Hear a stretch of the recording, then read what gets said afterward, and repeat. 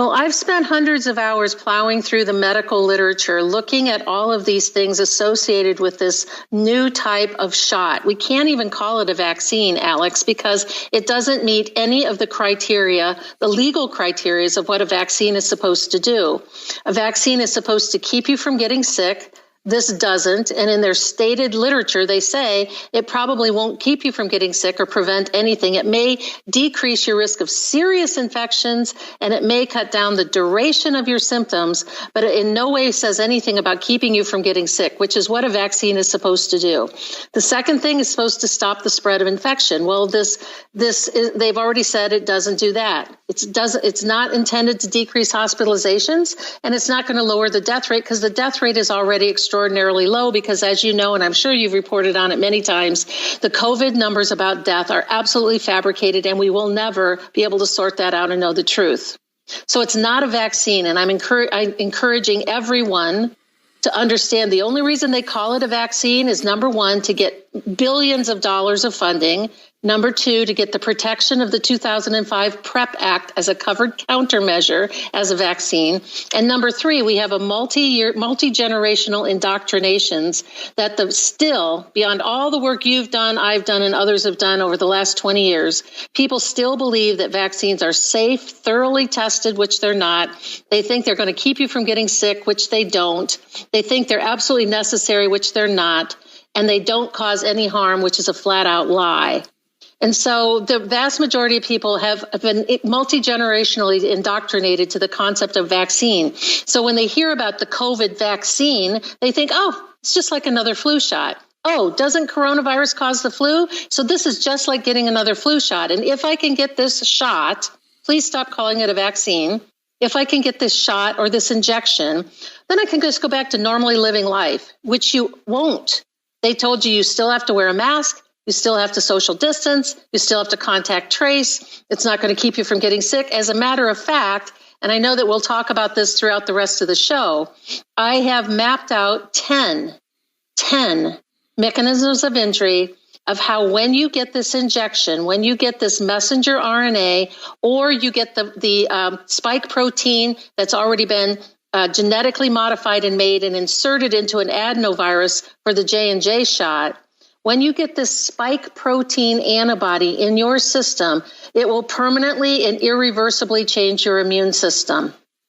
And so I've mapped out 10 mechanisms of how that happens. And if I've come up with 10, there's probably more that I just haven't come across yet. Because when I first started talking about it, Alex, I said there were 4, which then went to 7, and now I've got it up to 10. And as I continue to investigate and research on the problems with this anti-spike antibody, which is the whole purpose of getting this injection, they're injecting something in you, a messenger RNA or a piece of protein that is the spike protein. The whole purpose of having the spike protein in your circulation is to develop an antibody against that spike protein. In theory, that means the next time that you come in contact with a coronavirus, or specifically the SARS-CoV-2 virus, that antibody should block you from getting sick. Not only does it not block you from getting sick, the antibody itself is going to turn on your body and create havoc and massive autoimmune disease. Not a cytokine storm. No, not cytokine storm. It's autoimmune disease. When the antibody itself attacks your organs by molecular mimicry, which we can talk about more as the show goes on. I will stay there because I'm not a doctor like you. I just read all these reports, and that's what Wolfgang Werdog said. He said it'll cause the autoimmune disorder. It'll also cause a big allergic reaction. He just said it's a nightmare, and it doesn't even work against what they're saying. So why are they doing it? And that's the big question. We'll get into the 10 ways it hurts you, but why would they try something this bold, this crazy, and then now it's killing people and maiming them, and everybody knows people dying and getting sick? What's the master plan? And what's incredible is again, Wolfgang Werdog heads up an EU advisory commission. The former chief scientist of Pfizer joined him on December 1st last year and tried to file a lawsuit to block authorization of the mRNA vaccines of Pfizer and others. And now major governments from Switzerland to South Africa to India are saying no to mRNA vaccines. Australia had to stop their vaccine because it had HIV positives, false positives happening. And so I'm no medical doctor. I'm just reading this. And then India says, we're not going to approve it. And then Bill Gates's NewsGuard says it's not true, even though it's on Indian TV and did happen. So there's incredible disinformation. Dr. Sherry Tenpenny has been a leading doctor, and she's not in competition. She loves the cavalry with, people like Robert Kennedy Jr. But she's been there really for 20 years because she saw this in her own clinics, saw with her patients, saying, hey, we got a problem here. Well, this isn't traditional vaccine with all of its contaminants and problems.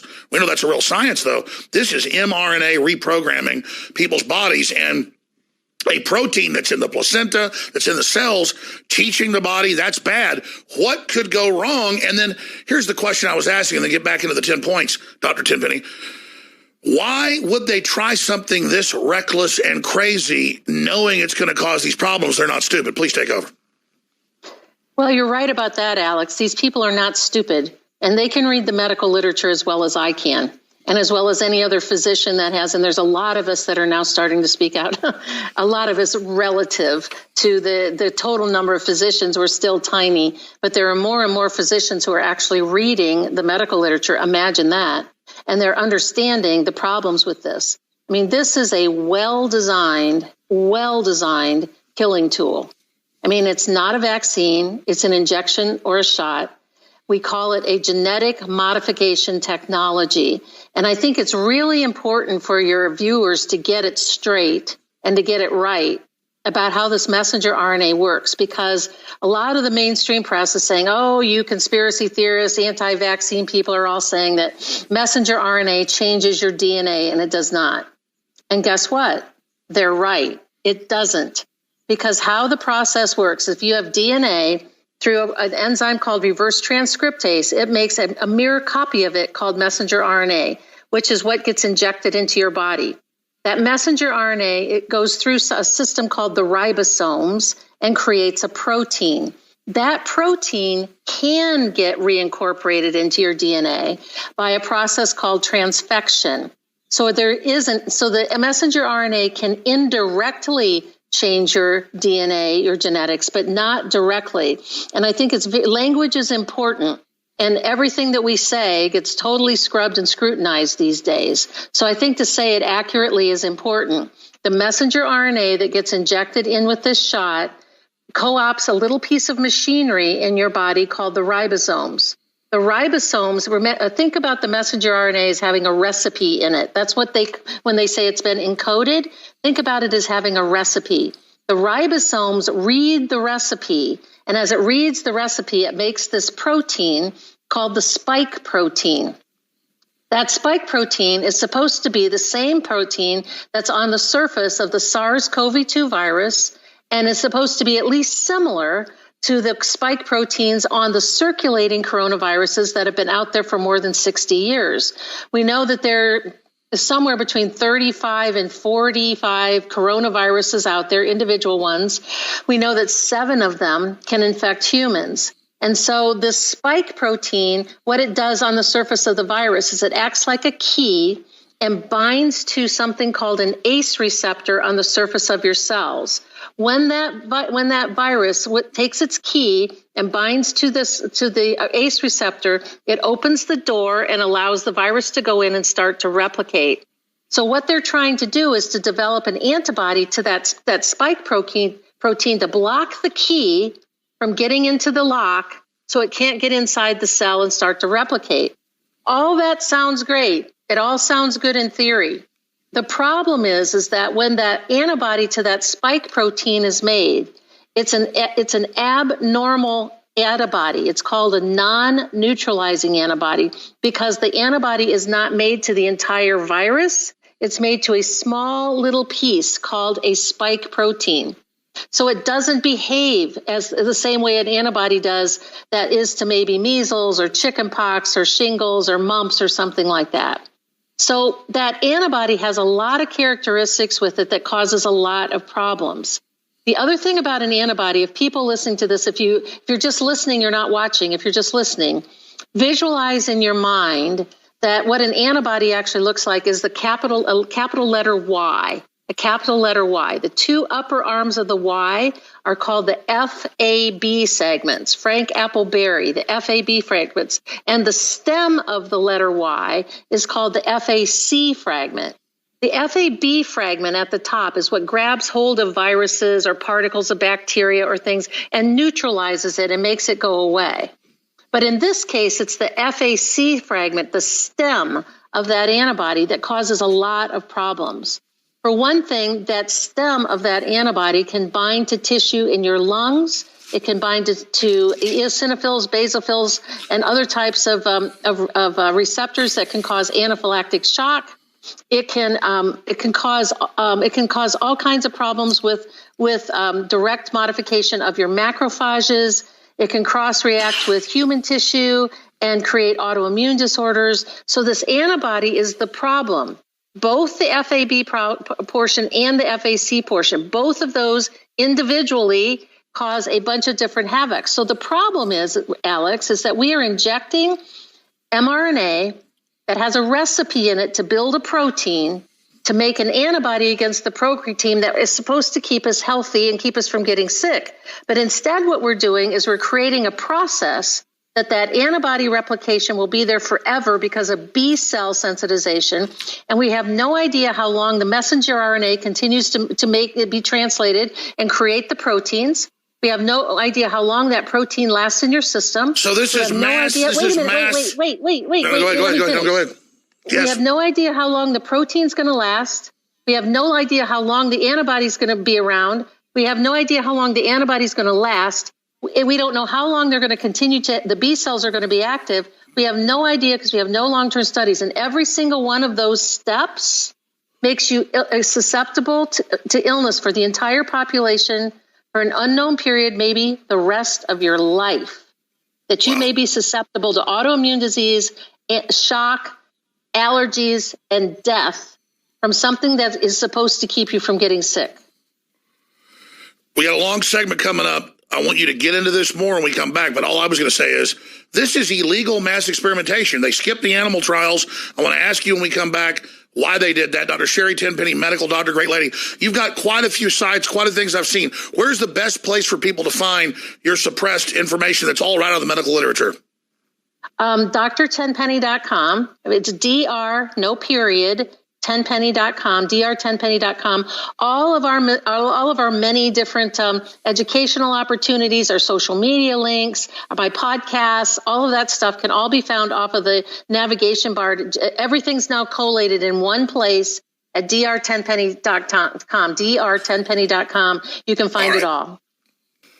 It's the Alex Jones Show, and we have a medical doctor on, Dr. Sherry Tenpenny, who has done more tireless work than probably anybody, exposing the dangers of conventional vaccines, trying to get them to clean them up and fix them, and came to the realization you can't trust big pharma. It's like nuclear power sounds great till they keep letting them all melt down. But this isn't vaccines. This is something entirely different, reprogramming your body, mad scientist behavior. But I look back on this, they said they didn't do animal testing, but they've done a bunch of mRNA testing, Gates and others have, with coronaviruses on pigs, on geese, on other animals. So why do they want to skip the animal testing? Because I looked at the old animal testing. I'm not a medical doctor. I just looked at it and it showed massive problems and a lot of long-term problems as well in lab rats and things that were tested on. So Dr. Tenpenny, 2 segments left. You're gracious to be here with us. drtenpenny.com. Get in. You started getting into it before the break. The 10 ways you've identified this foreign, bizarre reprogramming witch's brew. And like you said, if I'm in a restaurant and I order a steak, they go back into the kitchen, they cook the steak and bring it to me. So technically, I'm not cooking the steak, but it gives the order to the ribosomes, or as you were saying, to then go make the steak. So technically, the DNA can change. But if we just say, oh, this is changing DNA, they can then technically say, oh, there's no such thing as chemtrails. Yeah, we're doing geoengineering. We don't call it chemtrails. So we call it chemtrails. They then discredit it. Same thing here. We say, oh, it's changing the DNA. No, it's telling the body to do that. So please continue, Dr. Tenpenny. Well, I don't have time to get into all 10 of these, but there is information on some of our websites, and there's a whole bunch of material that'll be coming out within the next week. Our boot camp just launched last week, and we've got over 500 people in our boot camp, and they're going through all of this individually with us. But I want to drill down on just a couple that I think I can explain pretty quickly so people listening can get their head wrapped around it. The first one is that the coding around the mRNA. So the mRNA, actually that little strip of genetic material, is pretty unstable. So in order to get it injected into your body, they had to put a wrapping, a lipid coating around the outside of it. So think of it like they put it in a bubble. And in that coating of that bubble is something called polyethylene glycol. Polyethylene glycol, we've been sensitized to that through many, many different products that have been used since the... Well, that's one of the ingredients, but we don't generally drink antifreeze. There are hundreds, if not thousands, of other products that contain polyethylene glycol. I'm not usually a big fan of Wikipedia, but if you want to see a really down and dirty quick list of all the things that have polyethylene glycol in it, go to Wikipedia and put in polyethylene glycol. You'll be shocked. Because the medical literature says that people now have allergies or sensitizations to polyethylene glycol that since in the 1960s, it was about 2% of the population. Now it's somewhere between 70 and 72% of the population. Wow. And so when you get polyethylene glycol, when you're sensitive to that, that means you're allergic to it. When you inject this shot that has this polyethylene glycol on the coating on the outside of it, that is what is leading to anaphylactic reactions, shock, and death. That is the one in the primary of the 10 reasons of how this... All right, I said I wouldn't interrupt, Doctor, but I have to. I was told by high-level medical sources that this is a binary weapon, to look into it, that it causes autoimmune problems. And you just said binary weapon. If we already have this propylene glycol in us, it's in most of us, we're already allergic to us. They then inject it. That's a binary weapon, is it not? Yeah, it's kind of like a good analogy for people to understand. It's sort of like if you were bitten by bee stings, by several bees, maybe 10 years ago, and now you've been sensitized, your immune system's been primed, and then you can get another bee sting and you go into anaphylactic shock.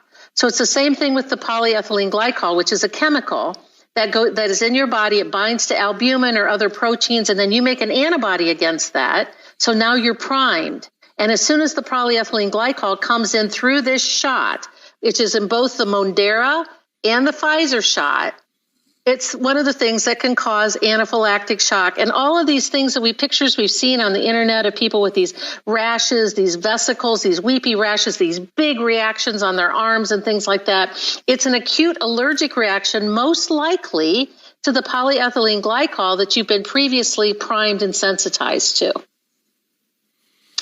The second type of the second reaction that I think is really, really important for people to understand is this whole concept of re-exposure. So when you get this, like I've already explained, you get the spike protein, you develop an antibody. It looks like the letter Y. You develop an antibody, the anti-spike antibody, when you get your shot. And these are all the people that fall into the category of, I got the shot and I'm fine. There's nothing wrong with me. I didn't have a reaction to anything. Until they get re-exposed to a coronavirus. And it doesn't have to be the SARS-CoV-2 virus. It can be any of 37 different coronaviruses that are floating around out there in the universe. And is that when you have the cytokine storm then? No. That'll be the third one. I promise, Alex, I'll get to that one. So that's what happens then is when you get exposed to that, when you get re-exposed, that's when you set up the autoimmune disease. That antibody can do one of two things. It can attach to the virus, bring it inside of the neutrophils, release the virus. The virus starts to replicate and goes into massive infection, and a worse infection than you could have ever had without having the shot. That's been documented. The second, that's called antibody-dependent enhancement. And that's what happened in all of the studies that have been going on since 2005, because they've been trying to develop a coronavirus vaccine since 2005, because coronavirus flu has a big burden of illness worldwide. About 20% of influenza-like illness that happens every year is caused by coronaviruses, not influenza viruses. So as a vaccine manufacturer, there's a real need to get a coronavirus vaccine. They could never get it passed out of safety studies because all the animals that they tested this on, they tested a coronavirus vaccine on with the full virus. What ended up happening is that the animals they tested on rats, rabbits, ferrets, hamsters, and monkeys.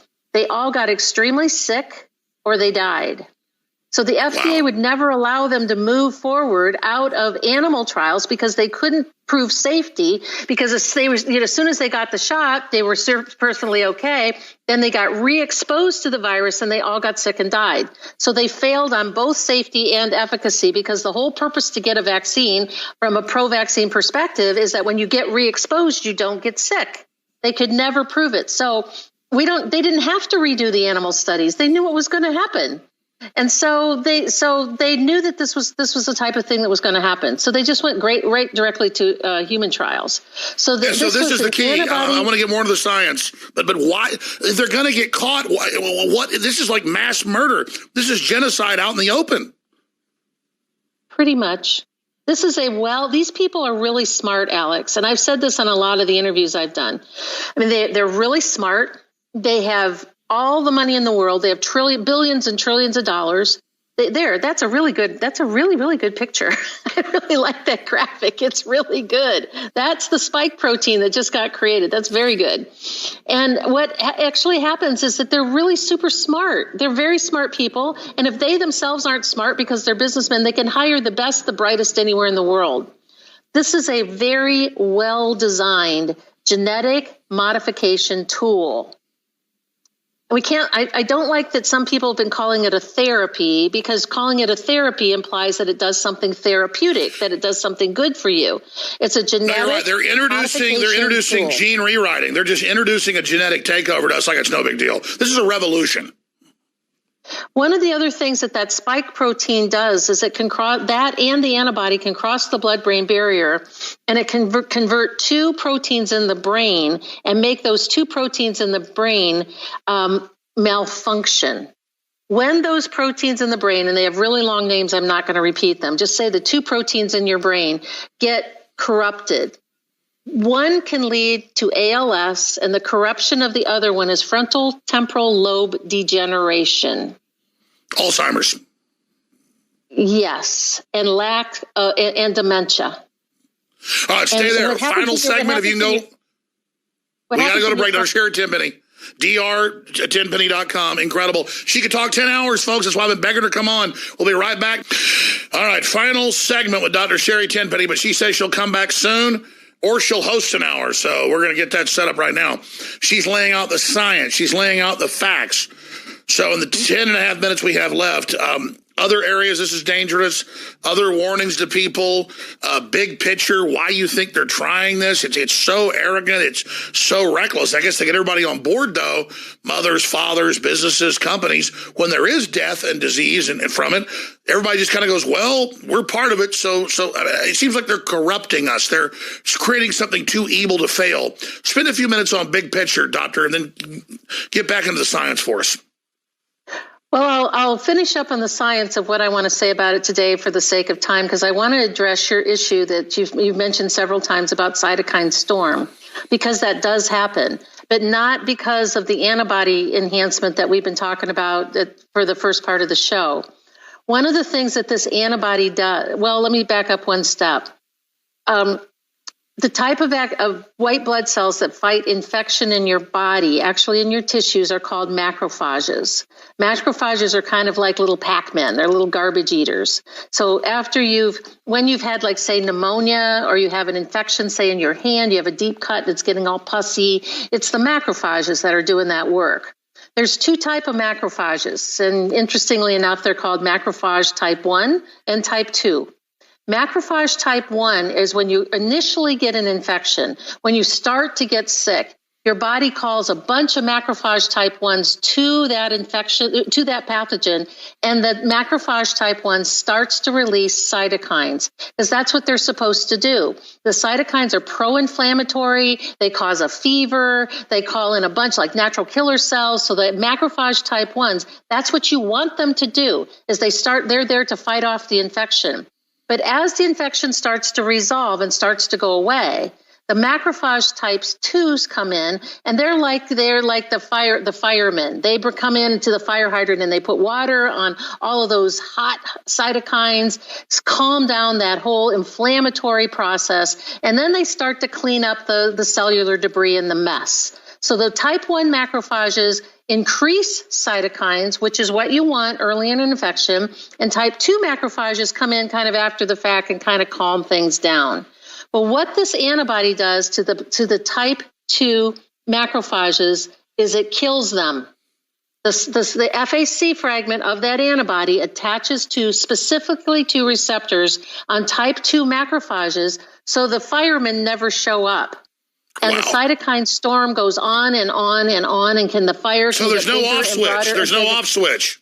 There's no off switch. So that's where I've come up with this expression saying that there's an on switch, but no off switch. And that's how the cytokine storm happens, because we kill off that antibody that's supposed to protect you, attaches to the M2 macrophages and makes them and inactivates them. They can't migrate into the area where they need to be. And so the M1 macrophages continue to create cytokines, storm, fever. And they all know this. It's in the literature. It's not just you saying it. It's top scientists. I met, because I ran him in a law office months ago and then saw him again, a top biotech company owner that makes antibodies for cancer. They've proven they can cure a bunch of these cancers, but they won't let them use it. It's not approved. The guy's well known. I'm not going to say the name because I'm not supposed to, but I'm just going to leave it at that. He said, it's a total fraud. It'll kill you. He goes, don't take it. He told the lawyers I know that he was meeting with, you don't take it either. The lawyers finally listened to me once he told them this. This is a top genetic engineer saying Fauci's nuts, Gates is nuts, and he goes, they're destroying themselves. He goes, I don't know what they're doing. This isn't going to do what they say it's going to do, and it's going to cause autoimmune diseases, everything else. Yeah, and the third thing is the new J&J shot, which we have very little information on, is what it does is it bypasses that manufacturing process of the messenger RNA creates a spike protein. It takes the spike protein and puts it inside of an adenovirus, which is a common cold virus, which then can bind to your cell and open up and deposit the spike protein antibody inside of your cell. So the end result. So does that get into your DNA? Does that get into your DNA? Yes, because it's the protein that's injected directly into your system. The delivery mechanism is different. On the Pfizer and the Moderna vaccine shots, the Pfizer and the Moderna shots, they inject the messenger RNA that makes the protein. The J&J shot has the protein already embedded inside of an adenovirus, which binds to your cells and deposits the protein into your body where you start to make the antibody.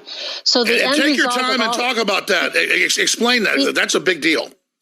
Well, the end result is that all three of these shots end up putting spike protein antigens into your system that you make these antibodies for that we've been talking about that are going to be so destructive. In fact, Alex, there was a study that came out from a very well-known immunologist. I've known the lead researcher on that for more than 20 years. And what they did was they said, well, once we've got this antibody to the spike protein, does that antibody cross-react with other tissues?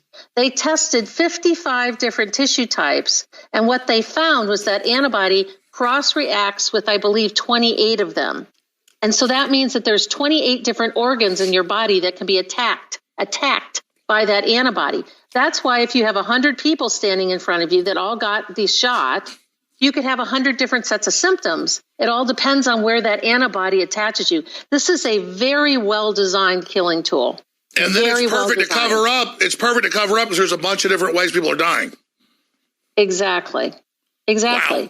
And the adenoviruses have in some papers have shown that adenoviruses themselves, there's more than 100 different strains, but that some of the adenoviruses that when they get into your system, they can turn on oncogenes. They can turn on genes that can cause cancer. In fact, I was reading a paper yesterday that said in the body of the paper, it said, we do not understand why more people haven't paid attention to the fact that adenoviruses can be oncogenic, meaning cancer causing. And so they've known this. And so, I mean, Alex, think about this. I mean, I'm an integrative medicine physician in Cleveland, Ohio. I've been studying problems with vaccines for a little over 20 years.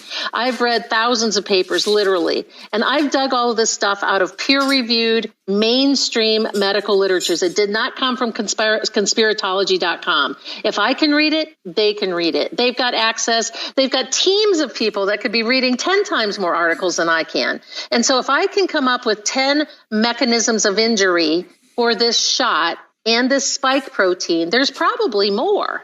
That's just as many as I've been able to find so far. And they know all of this. They know this. They're smart people. So and that's my final question. The bigger picture is Bill Gates says, I want to depopulate you, and then he's behind this, and it kills people. My God, this is just open mass murder happening. It pretty much is.